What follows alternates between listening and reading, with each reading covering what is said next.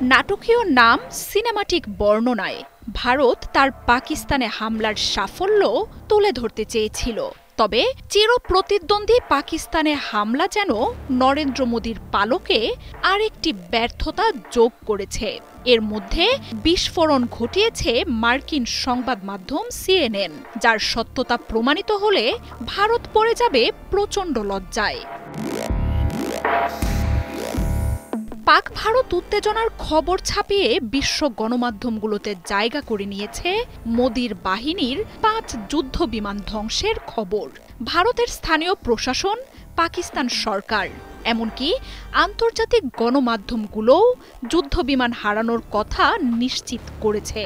তবে মোদী সরকার এই তথ্য একেবারেই চেপে যাচ্ছে।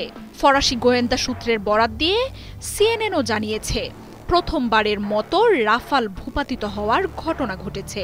2019 সালের পর পাকিস্তানি বাহিনীর কাছে আবারও নতি স্বীকার করা ভারতীয় বাহিনীকে নিয়ে তীব্র চাপে নরেন্দ্র মোদীর সরকার।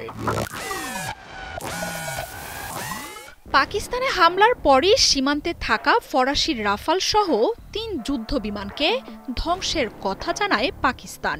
ভারতের কাশ্মীরের বিভিন্ন অংশে যুদ্ধ বিমানের ধ্বংসাবশেষ পড়ে থাকার কথা জানায় স্থানীয় প্রশাসনও।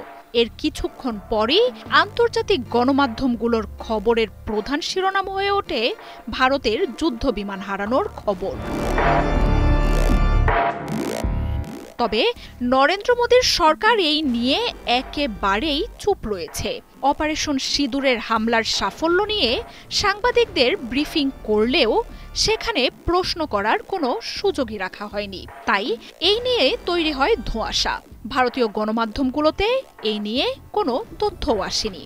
এমনকি ভারতের বহুল প্রচারিত মাধ্যম দ্য হিন্দু ফাইটার জেট হারানো নিয়ে রিপোর্ট করলেও তা সাথে সাথেই সরিয়ে ফেলার দাবিও ওঠে। তার মধ্যেই CNN প্রকাশ করেছে বিস্ফোরক সেই তথ্য। প্রথমবারের মতো যুদ্ধক্ষেত্রে রাফাল যুদ্ধবিমান ধ্বংসের কথা নিশ্চিত করা হয়েছে ফ্রান্সের পক্ষ থেকেই। পাকিস্তানের হামলায় ভারতীয় বাহিনীর একটি রাফাল ধ্বংসের কথা নিশ্চিত করেছে ফরাসি গোয়েন্দারা।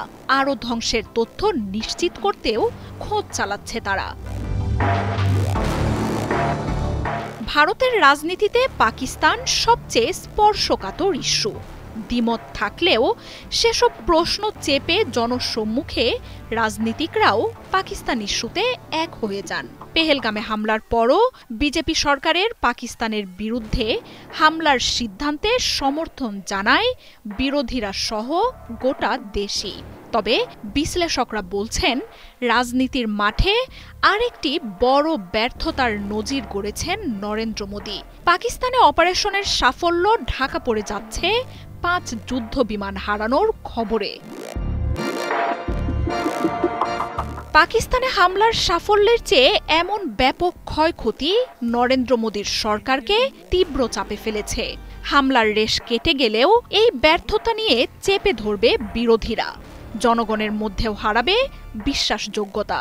এর আগে 2019 সালে পাকিস্তানের একটি F-16কে ধ্বংস করার গুজব ছড়ায় ভারত। যদিও যুক্তরাষ্ট্রের পক্ষ থেকে সেই দাবি নাকচ করা হয় সাথে সাথেই।